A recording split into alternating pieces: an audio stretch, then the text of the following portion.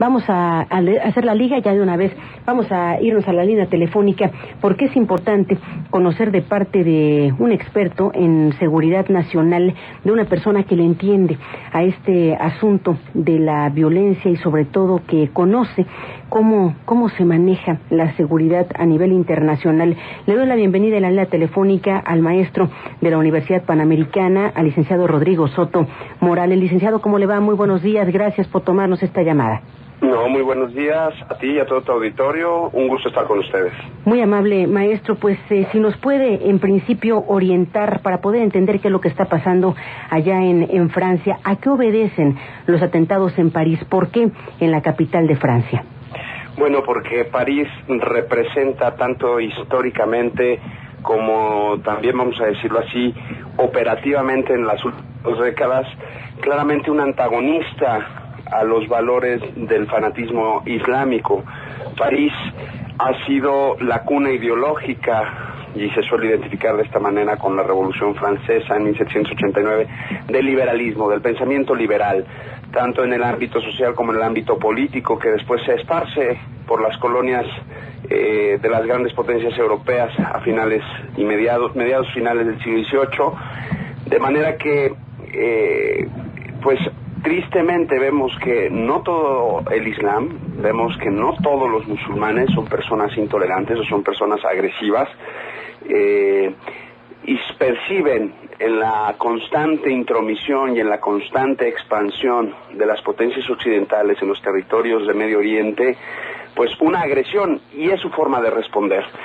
Se responde porque hay un conflicto asimétrico, quiero decir que como no tienen un ejército bien identificado, no tienen en sus países, o mejor dicho en sus grupos, porque ni siquiera podríamos hablar que se trata de un grupo ligado a un gobierno de un país, sino más bien es un grupo ligado a una ideología, es un grupo ligado a una interpretación del Corán que tiene pues efectos transfronterizos, y entonces es difícil identificarlo y delimitarlo. Entonces actúan de forma aislada al no tener toda la infraestructura militar para un conflicto simétrico, es decir, donde se pueden identificar muy bien ambas partes, y empiezan lo que se conoce pues una guerra de guerrillas, o en este caso una serie de actos terroristas, que es la única manera de golpear en su situación asimétrica, es decir, por no tener todos los elementos necesarios para tener un conflicto en toda regla frontal, ¿no?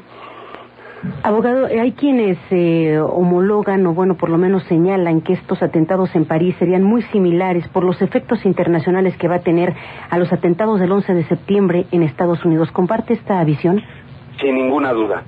Llevamos ya pues desde 2001 con todo el tema pues del golpe terrorista, y siempre hemos visto, y digo también, yo no sé qué tan inteligentemente, porque también no solo hay el interés de defenderse, sino que también hay otros intereses de tipo económico y de tipo expansionista, con visión de mercado. La guerra hoy en día se hace con visión de mercado.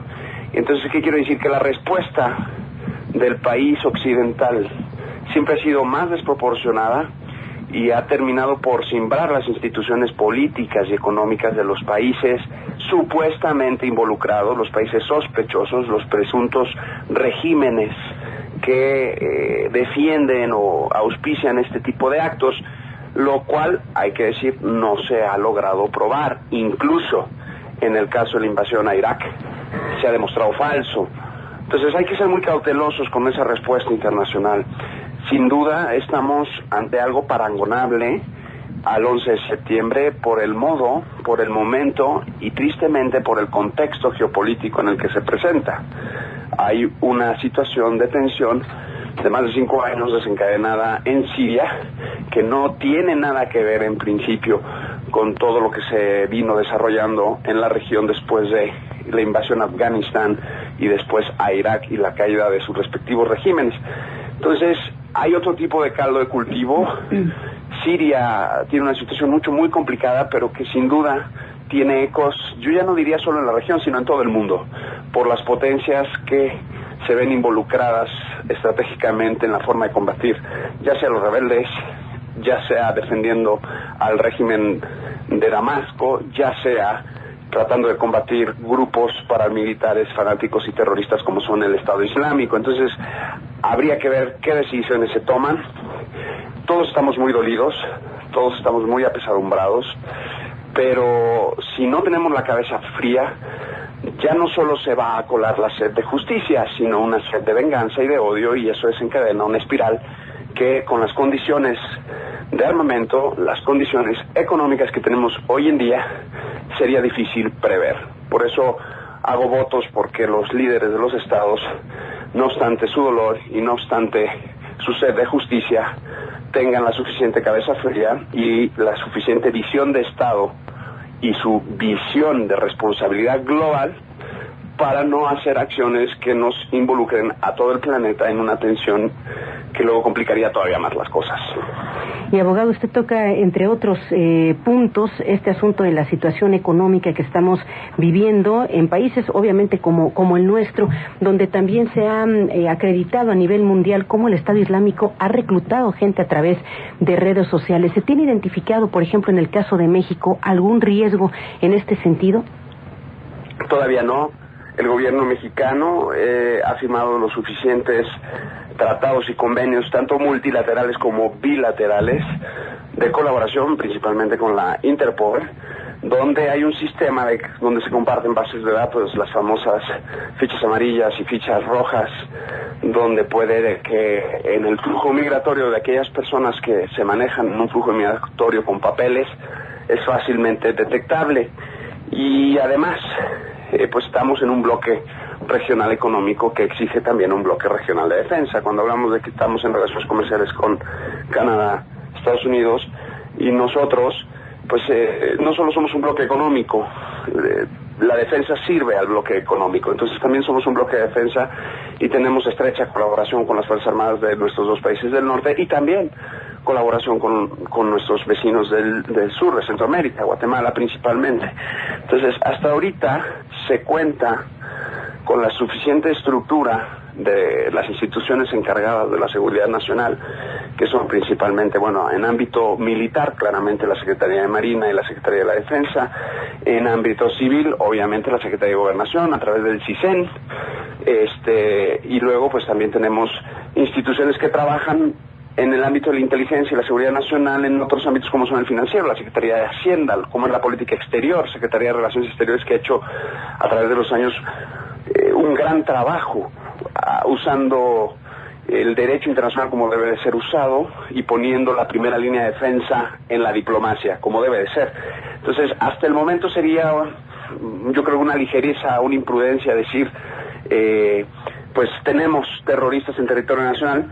No habría que decirlo, pero al mismo tiempo no hay que caer en la ingenuidad de que aquí no pasa nada. Tenemos la obligación moral, tanto autoridades como ciudadanos, de estar al pendiente de cualquier riesgo o amenaza que pueda materializarse y colaborar juntos para lograr enfrentarlos.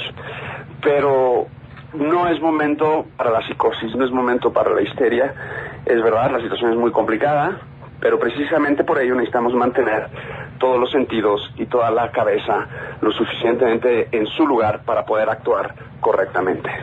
En este momento en el que pues no han pasado ni siquiera 24 horas de los atentados, ¿ya se advierten o ya se analizaron algunas fallas que pudieron haber presentado los sistemas de seguridad allá en París? Sí, esto no debió haber pasado, ¿no? Esto no debió haber pasado, sobre todo pienso en la cuestión del teatro y en la cuestión del estadio de fútbol, porque los eventos masivos pues son especialmente apetitosos para los grupos terroristas por el alto impacto que tienen, como lo estamos viendo, ¿no? En el caso del teatro de Bataclan y en el caso del estadio donde estaba jugando el Alemania-Francia. Entonces, claro que hay una falla, ¿no? Y no me refiero solo en una falla de haber impedido que pasara en el momento lo que pasó, sino que el tema de seguridad se trabaja principalmente, vamos a decirlo, en muchos estadios previos. Por eso la labor de inteligencia es súper importante, la labor de información es súper importante y la capacidad de monitoreo. Pero ¿qué pasa? Que hay hoy vamos a decirlo así, bajo el pretexto, bajo la bandera del respeto a las libertades individuales y los derechos humanos, al mismo tiempo pues se ha mermado la capacidad de reacción del Estado en materia de seguridad, porque se suele alegar que el Estado incurre en violación de derechos y garantías personales. Entonces ahorita tenemos una tensión ideológica a nivel constitucional y político que hay que saber resolver, ¿no? Saber que los derechos humanos a veces tienen que hacerse un lado en pro de su propia defensa. ¿Qué quiere decir? Que una acción de seguridad siempre tiene que realizarse de manera subsidiaria y temporal, pero si es necesario tiene que poner entre paréntesis el ejercicio de derechos muy fundamentales para poder después garantizar su propia prevalencia o subsistencia en el tiempo. Por ejemplo, en nuestro artículo 29 constitucional está muy claro, ¿no?, que el presidente de la República tiene la facultad de suspender las garantías con un procedimiento que hay detalla, pues para poder hacer frente a una amenaza de una forma rápida y eficaz. Insisto y aprovecho el foro para decir pues que el tema de seguridad no es tema solo del gobierno. Si bien la seguridad nacional es facultad exclusiva del Ejecutivo, la seguridad es un tema de todos. Y que no sabemos qué rumbo tomen las cosas, pero todos tendremos que tener la actitud y la disposición de colaborar para proteger no solo a nuestras familias, sino a nuestro país, ¿no?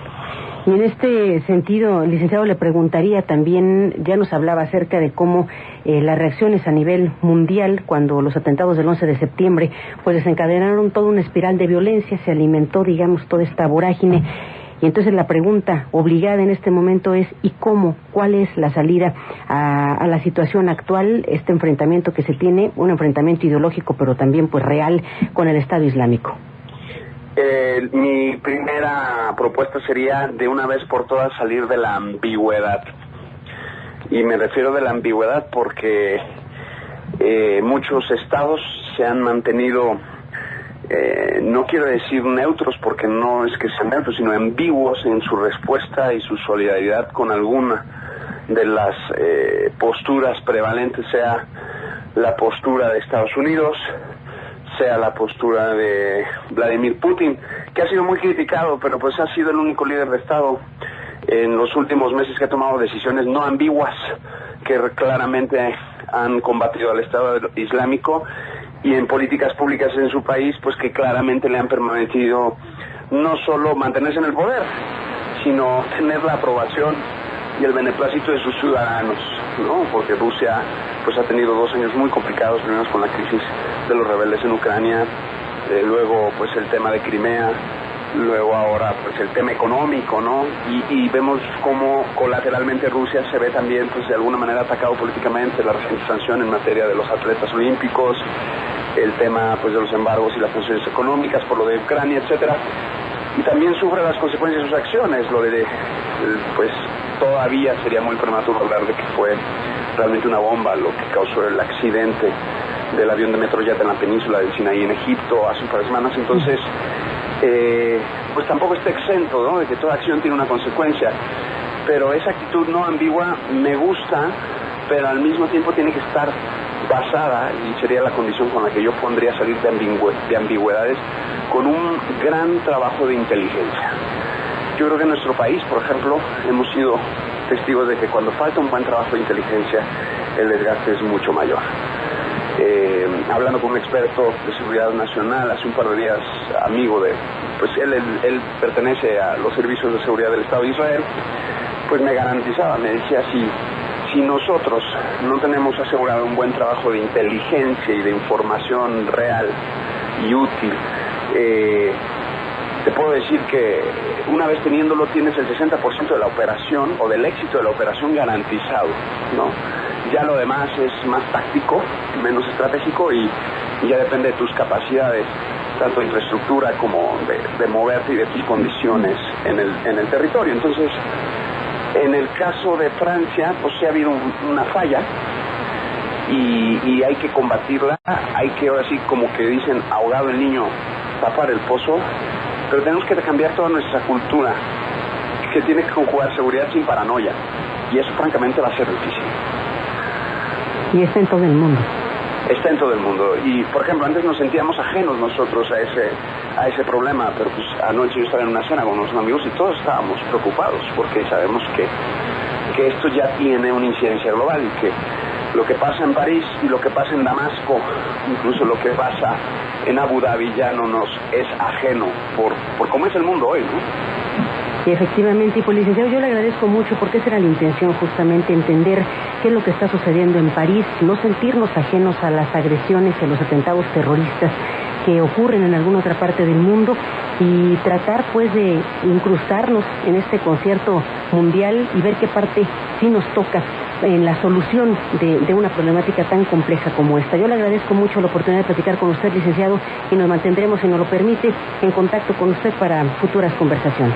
Con todo gusto, ha sido un gusto, estamos a la orden y un saludo a ti y a todo tu auditorio desde la Ciudad de México. Muy amable, maestro. A la orden. Hasta luego. Es el licenciado Rodrigo Soto Morales, experto en temas internacionales, abogado y académico de la Universidad Panamericana.